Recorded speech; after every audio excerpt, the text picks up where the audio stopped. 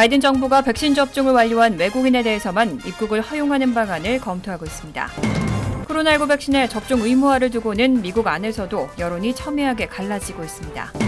CDC가 세입자 퇴거 유예 조치를 10월 3일까지로 연장한 데 대해 임대인과 부동산 중개인 단체가 반발하고 나섰습니다. 최근 한 여론조사에서 미국민의 절반 이상은 바이든 대통령이 오는 2024년 재선에 출마하지 않을 것이라고 전망했습니다. 뉴욕주 의회에서 성추행 파문이 확인된 앤드류 쿠오모 뉴욕 주지사에 대한 탄핵 절차를 개시하려는 움직임이 보입니다. 이상은 이 시각 주요 뉴스입니다.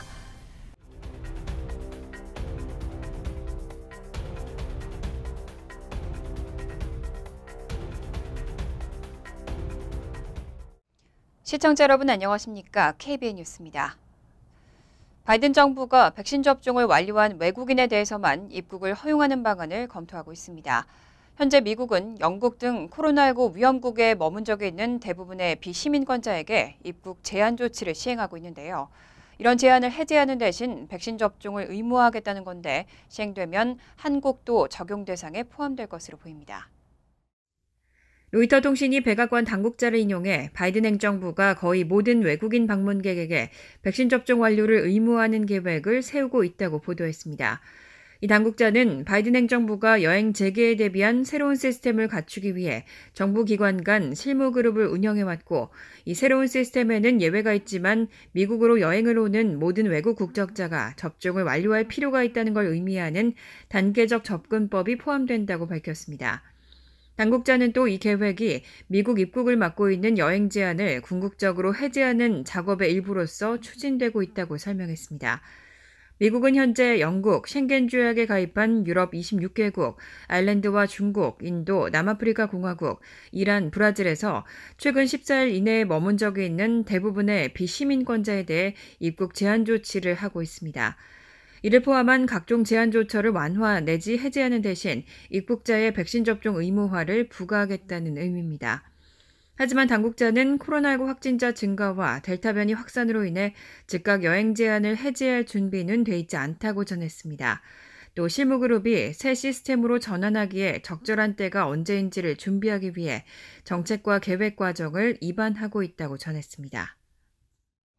하지만 코로나19 백신의 접종 의무화를 두고는 미국 안에서도 여론이 첨예하게 갈라지고 있습니다. 최근 여론조사에서 백신 접종 의무화에 대한 질문에 49%는 찬성한다고 대답했지만 반대도 46%에 달했습니다.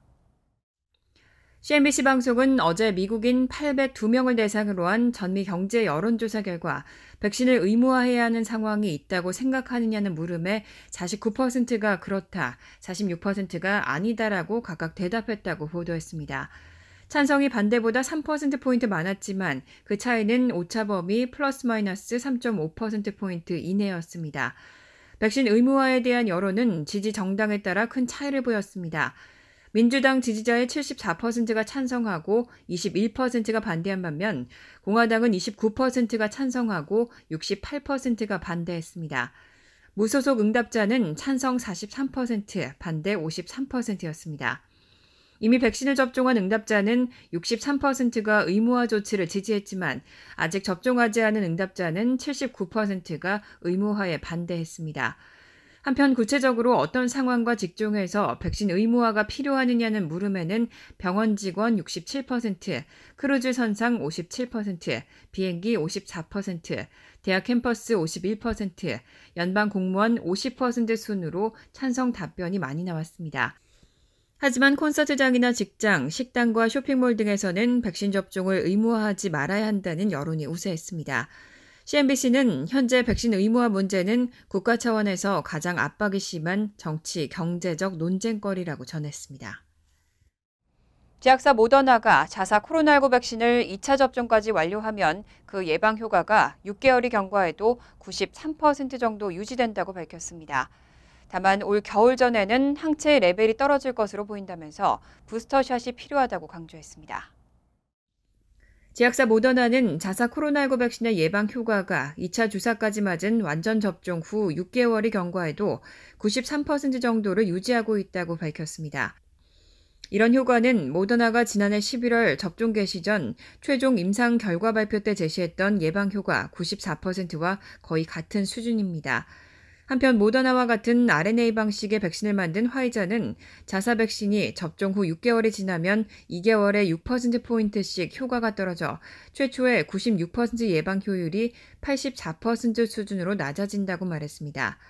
로이터 통신에 따르면 모더나는 오늘 이런 예방 효과의 유지를 발표하고 델타의 새로운 위협에 경계를 늦춰서는 안 된다면서 특히 올 겨울 전에 항체 레벨이 떨어질 것으로 보이는 만큼 세 번째 부스터 주사가 필요하다고 주장했습니다.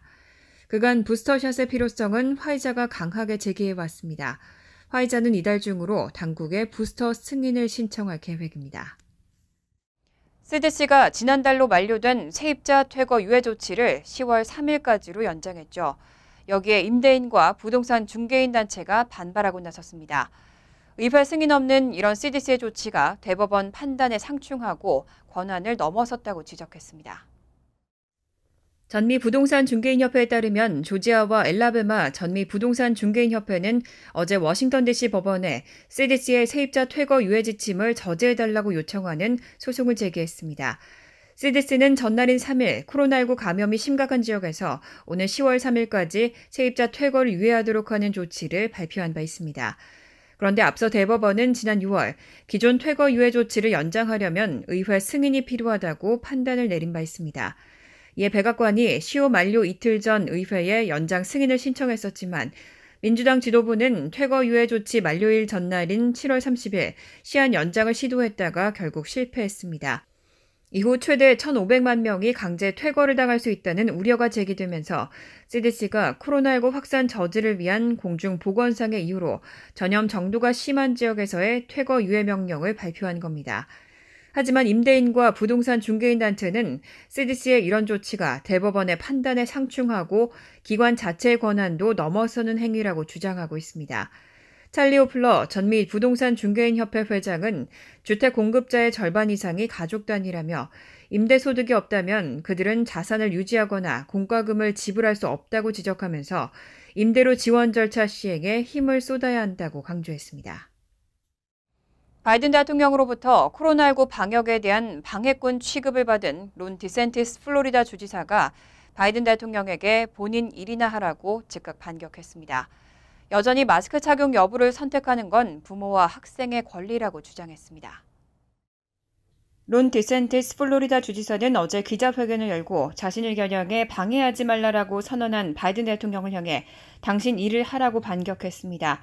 디센티스 주지사는 이날 회견에서 코로나19 격퇴를 위해 국경을 확보하는 게 어떠냐며 당신이 그렇게 하기 전까지는 코로나19에 관해 조금의 문제도 당신으로부터 듣고 싶지가 않다고 말했습니다. 앞서 바이든 대통령은 3일 코로나19 관련 연설에서 디센티스 주지사와 그레그 에버 텍사스 주지사를 겨냥해 돕지 않을 거라면 옳은 일을 하려는 사람들을 적어도 방해는 하지 말라고 일갈한 바 있습니다. 이에 대해 디센티스 주지사는 당신이 플로리다 부모의 권위를 쫓으려 한다면 그 길을 막고 당신이 아이들의 제대로 된 대면 교육을 거부하려 한다면 그 길목에 서 있겠다면서 자신은 플로리다 아이들의 편에 설 것이라고 말했습니다. 마스크 착용 선택권이 부모와 학생의 권리라는 주장입니다.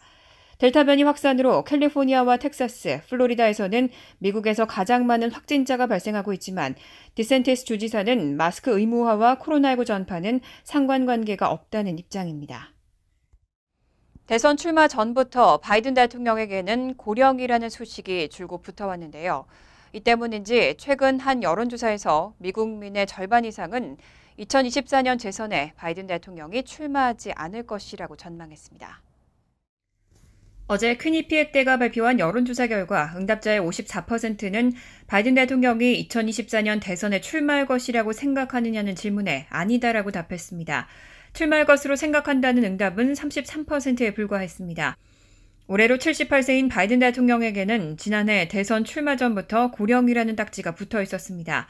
당시 러닝메이트로 지목된 카멀라 해리스 현 부통령에게 2024년 대선 후보 자리를 넘겨줄 것이라는 전망도 종종 나왔습니다. 바이든 대통령이 2024년 대선에 출마할 경우 국가에 좋은 영향을 미칠지 나쁜 영향을 미칠지에 관한 질문에는 응답자의 37%가 좋다고 대답했지만 나쁘다고 답한 응답자가 48%로 더 많았습니다.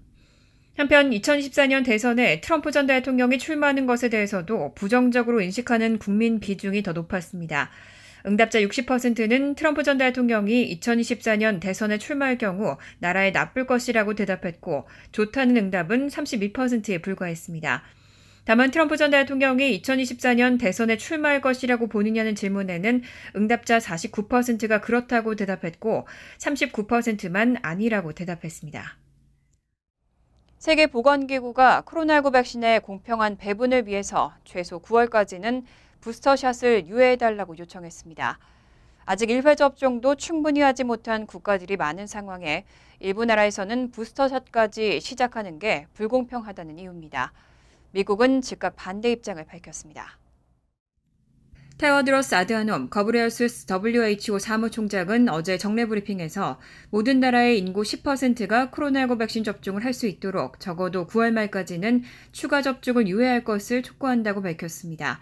사무총장은 지금까지 전 세계적으로는 40억 회분이 넘는 백신이 투여됐지만 80% 이상이 고 중상위 소득 국가로 갔다면서 이들 나라는 전 세계 인구의 절반도 차지하지 않는다고 지적했습니다. 또 델타 변이로부터 국민을 보호하려는 각국 정부의 우려를 이해한다면서도 세계의 가장 취약한 이들은 여전히 보호받지 못하는데 전 세계 백신 공급량의 대부분을 이미 사용한 나라들이 더 많은 물량을 쓰는 것은 받아들일 수 없다고 말했습니다. 사무총장은 고소득 국가로 가던 대다수 백신이 저소득 국가로 가도록 긴급하게 전환이 필요하다고 강조했습니다. 하지만 미 정부는 즉각 반대 입장을 밝혔습니다. 젠사키 백악관 대변인은 정례 브리핑에서 그것은 잘못된 선택이고 우리는 둘 다 할 수 있다고 생각한다고 말했습니다. 사키 대변인은 바이든 행정부가 전 세계 65개국에 백신 1억 1천만 회분을 기증했고 앞으로 1년간 5억 회분을 저소득 국가에 보낼 것이라고 밝혔습니다. 앤드류 쿠오모 뉴욕 주지사가 성추행 파문으로 추락하고 있습니다. 주의회에서는 탄핵 절차 개시 움직임이 보이고 한 달이면 탄핵 조사를 마치고 탄핵 소추안을 작성할 수 있을 거란 전망도 나옵니다. 앤드류 쿠오모 주지사가 11명의 여성에게 성추행 또는 부적절한 행동을 저질렀다는 사실을 확인한 뉴욕주 검찰총장의 보고서가 공개된 이후 뉴욕주 의회의 탄핵 절차 개시 움직임이 시작됐습니다. 월스트리트저널은 주 민주당 의원들이 3시간에 걸친 원격회의를 통해 쿠오모 주지사가 더는 주지사직을 수행하기에 적합하지 않다는 데 의견을 모았다고 보도했습니다. 이에 따라 주 하원 법사위원회는 오는 9일 회의를 열고 그동안 자체 수집한 증거와 주 검찰총장 보고서를 편집하는 작업을 시작하게 됩니다. 한 소식통은 뉴욕타임즈에 주 하원이 한 달이면 탄핵 조사를 마치고 탄핵 소추안을 작성할 수 있을 것이라고 밝혔습니다. 이어 주 상원은 이르면 9월 말 또는 10월 초 탄핵 심판을 시작할 것으로 예상됩니다. 쿠오모 주지사는 여전히 혐의를 부인하고 여론 반전을 모색하고 있지만 탄핵과 수사 상황에 따라 중도 사퇴를 선택할 수밖에 없는 처지로 몰리고 있습니다. 오랜 친구인 바이든 대통령과 가족끼리 친한 사이인 낸시 펠로시 연방 하원의장 등 민주당 지도부마저 이미 등을 돌린 상황이어서 그가 스스로 물러나는 결단을 내릴지 주목되고 있습니다. 쿠오모 주지사가 사임하거나 탄핵당할 경우 그 자리를 대행할 캐시 호쿨 부지사는 뉴욕주 사상 첫 여성 주지사가 될 것으로 전망됩니다. 제너럴 모터스와 포드, 스텔란티스 등 미 자동차 3사가 오는 2030년까지 미국 내 전기차 판매 비중을 최대 50%까지 확대하겠다고 발표했습니다. 제너럴 모터스와 포드, 스텔란티스 등 자동차 3사는 오늘 백악관에서 2030년까지 미국 전기차 판매 비중을 40에서 50%로 끌어올릴 계획을 발표했습니다. 다른 자동차 업체들도 비슷한 목표를 제시하게 될 것으로 보입니다. 한 소식통은 보조금 제공 등의 연방정부와 각 지방정부의 지원을 바탕으로 판매 목표 비중이 높아졌다고 밝혔습니다. 현재 상원에서 논의 중인 인프라 법안에는 전기차 인프라에 최대 75억 달러를 지원하는 내용을 포함하고 있습니다. 또 백악관에서도 전기차 확대 목표와 함께 자동차 연비 기준을 강화하는 내용이 발표될 것으로 보입니다. 앞으로 2년간 연간 3.7% 수준으로 추정됩니다. 현재 미국 자동차 시장에서 지난 5월에서 6월 전기차 판매량은 3%를 차지할 정도로 아직 미미합니다. 하지만 자동차 업계는 공장을 전기차 생산으로 전환하고 배터리 공장에 투자하는 등 전기차 시대를 대비하기 위해 속도를 내고 있습니다. 간추린 소식입니다. 노동부는 지난주 신규 실업수당 청구 건수가 38만 5천 건으로 집계됐다고 오늘 밝혔습니다. 전주보다 14,000건 줄어 2주 연속 감소세를 보였습니다. 최소 2주간 실업수당을 청구하는 계속 실업수당 청구 건수는 전주보다 36만 6천 건 급감한 293만 건으로 코로나19 대유행 이후 최저치 기록을 세웠습니다. 계속 실업수당 청구 건수가 300만 건 밑으로 내려간 것은 대유행 초기인 지난해 3월 둘째 주 이후 처음입니다. 전문가들은 이런 수치가 미국의 고용시장과 경제 전반의 회복세를 보여주는 것이라며 향후 몇 달간 고용지표가 계속 회복 흐름을 보일 것이라고 전망했습니다. 월스트리트저널은 코로나19 팬데믹으로 인한 이민 서비스국의 사상 최대 업무 적체로 인해 약 10만 개의 취업이민 영주권이 버려질 상황에 처했다고 보도했습니다. 이번 회계 연도가 약 2개월밖에 안 남은 8월 현재까지 이민 서비스국 측이 약 10만 개의 취업 영주권을 승인하지 못하고 있다는 겁니다. 매년 할당되는 48만 개의 가족이민 영주권과 14만 개의 취업이민 영주권 쿼터 중 회계연도 내에 이를 소진하지 못할 경우 해당 영주권은 더 이상 사용할 수 없게 됩니다. 오는 19일부터 열흘간 진행될 예정이었던 뉴욕 국제 오토쇼가 델타 변이로 인한 코로나19 확산의 영향으로 취소됐습니다. 주최 측은 성명을 내고 최근 급변한 상황 탓에 모두가 기대하는 높은 기준에 맞춰 행사를 치르기 힘들게 됐다고 밝혔습니다. 지난 6월 뉴욕주 정부는 백신 접종 확산으로 정상화에 자신감을 보이면서 오토쇼 재개 방침을 밝혔지만 델타 변이가 확산하면서 뉴욕 오토쇼는 2년 연속 취소가 결정됐습니다. 주최 측은 내년 4월 오토쇼를 개최하겠다고 밝혔습니다. 올해로 9년째 장학생을 선발한 설창 앤드류박 장학재단이 장학금 수상자를 발표했습니다. 코로나 1년 그 후 나의 변화라는 주제의 에세이를 제출한 80명의 지원자 중 최종 8명이 선발됐습니다. 박 변호사는 더 많은 학생들에게 혜택이 돌아가지 못해서 안타깝다며 올해 20일 희망재단에서 함께 힘을 보태줘서 감사하다고 말했습니다. 장학금 수여식은 오는 17일 오후 1시 30분에 플러싱에 위치한 한미충효회에서 열립니다. 환율과 증권 소식입니다.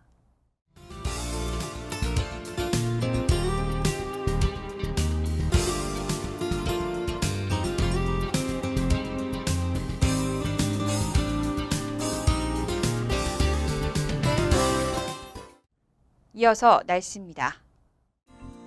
금요일은 화창하겠습니다. 낮 최고 기온은 86도, 섭씨 30도, 밤 최저 기온은 72도, 섭씨 22도로 예상됩니다. 토요일은 대체로 구름이 많겠습니다. 일요일은 화창하겠습니다. 이상으로 KBN 뉴스를 마칩니다. KBN과 함께 즐거운 저녁 되시기 바랍니다. 미 동부 최대 한인방송 KBN이 제작하는 KBN 뉴스는 웹사이트 mykbn.com 그리고 유튜브와 페이스북에서 다시 보실 수 있습니다. 좋아요, 구독, 알림 설정은 뉴스 제작에 큰 도움이 됩니다.